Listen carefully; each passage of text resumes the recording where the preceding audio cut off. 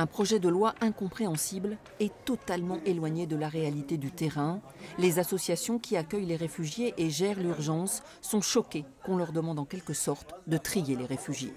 Si ces mêmes associations qui gagnent petit à petit la confiance des migrants sont en même temps celles qui dénoncent ceux qui sont en situation irrégulière ou ceux qui ont n'importe quel problème avec l'administration, il y a une contradiction flagrante. La confiance qu'on peut avoir dans la France pour prendre soin de soi quand on arrive après des situations extrêmement compliquées, elle est battue en brèche quand on sait que la police va savoir exactement tout, partout, dans les écoles, les hôpitaux, les centres d'hébergement, et pourquoi pas demain les lieux de culte. Et la conférence des évêques dit non à ça.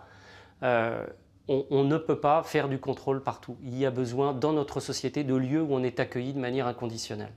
Le Secours catholique a même déposé un référé contre la circulaire du ministre de l'Intérieur sur le recensement des réfugiés et adressé une lettre au président de la République.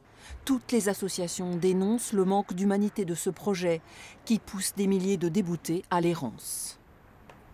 Même dans les pays pauvres où on reçoit beaucoup de réfugiés, on ne les accueille pas comme ça. On leur assure le minimum de conditions de survie. Alors qu'ici, une partie des demandeurs d'asile sont totalement rejetés de toute prise en charge par les services de l'État et contraints de vivre sous des tentes en plein hiver. Ce qu'on réclame, c'est de pouvoir être pris au sérieux dans notre travail d'accompagnement et de discernement, de garantie qu'on peut apporter aux autorités de l'État sur des personnes qu'on a accompagnées, qu'on a connues, avec lesquelles on a tissé des liens et pour lesquelles on demande un titre de séjour.